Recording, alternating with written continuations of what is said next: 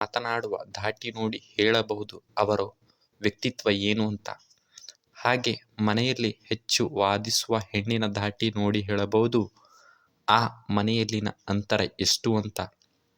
ಕಬ್ಬಿಣ ಎಷ್ಟೇ ಬಿಸಿಯಾಗಿದ್ದರೂ ಅದರ ಮೇಲೆ ನೀರು ಬಿದ್ದರೆ ಹೇಗೆ ಶಾಂತ ಸ್ವರೂಪಕ್ಕೆ ಬರುತ್ತೋ ಹಾಗೆ ಮನೆಯಲ್ಲಿ ಎಂಥದೇ ಬಿಸಿ ಗಾಳಿ ಆವರಿಸಿದ್ದರೂ ಆ ಮನೆಯ ಹೆಣ್ಣು ಶಾಂತ ಸ್ವರೂಪಕ್ಕೆ ತರುವಂಥ ಗುಣವನ್ನು ಹೊಂದಿರಬೇಕು.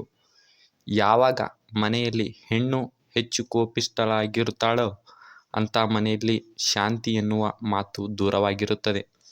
ಏಕೆಂದರೆ ಆಚಾರ್ಯ ಚಾಣಕ್ಯ ಹೇಳುತ್ತಾರೆ, ಮುಂಗೋಪಿತನ ಇರುವ ಹೆಣ್ಣಿನ ಸ್ವಭಾವ ಮನೆಗೆ ಕಳಂಕ ಎಂದು. ಹಣ ಇದೆ ಎಂಬುವ ಅಹಂಕಾರದಿಂದ ಹೆಣ್ಣು ದರ್ಪವನ್ನು ತೋರಿಸಿದರೆ ಆ ಮನೆಯ ಏಳಿಗೆ ಆಗಲು ಸಾಧ್ಯವಿಲ್ಲ. ಏಕೆಂದರೆ ಮನೆಯ ನಂದಾದೀಪ ಆಗಿರುವಂಥ ಹೆಣ್ಣು ಬಡತನದಲ್ಲಿ ಇದ್ದರೂ ಶ್ರೀಮಂತಿಕೆಯಲ್ಲಿದ್ದರೂ ಒಳ್ಳೆಯ ಸಂಬಂಧ ಬೆಸೆಯುವ ಜವಾಬ್ದಾರಿ ಆ ಮನೆಯ ಹೆಣ್ಣಿನ ಮೇಲೆ ಇರುತ್ತದೆ. ಕಷ್ಟ ಸುಖ ಅಂತ ಬಂದಾಗ ಮೊದಲು ಸ್ಪಂದಿಸುವ ಹೃದಯ ಹೆಣ್ಣಿನದು ಆಗಿರಬೇಕು.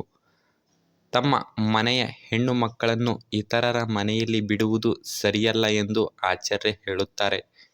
ಹೆಣ್ಣು ಮಗುವಿನ ರಕ್ಷಣಾ ಮನೋಭಾವದಿಂದ, ಹೆಣ್ಣು ಮಗಳ ಮುಂದಿನ ಭವಿಷ್ಯದ ದೃಷ್ಟಿಯಿಂದ ಇದನ್ನು ಪಾಲಿಸಬೇಕು ಎಂದು ಆಚಾರ್ಯ ಹೇಳುತ್ತಾರೆ.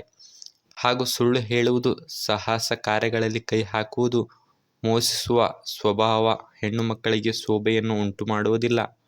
ಇಂತಹ ಗುಣಗಳನ್ನು ಹೊಂದಿರುವಂಥ ಹೆಣ್ಣು ಮಕ್ಕಳನ್ನು ಮನೆಯನ್ನು ಬೆಳಗಲು ಸಾಧ್ಯವಿಲ್ಲ ಎಂದು ಹೇಳುತ್ತಾರೆ. ಪತಿಯ ಚಿತ್ತವನ್ನು ಅಂದರೆ ಗಂಡನ ಚಿಂತೆ ಮತ್ತು ಆಲೋಚನೆಯನ್ನು ಅನುಸರಿಸಿ ನಡೆಯುವ ಪತ್ನಿಯು ಮನೆಯನ್ನು ಸ್ವರ್ಗ ಸಮವಾಗಿಸುವಳು. ಆದ್ದರಿಂದಲೇ ಗೃಹಿಣಿ ಗೃಹ ಮುಚ್ಚುತ್ತೆ ಎಂದು ಚಾಣಕ್ಯರು ಸಂಬೋಧಿಸಿದ್ದಾರೆ.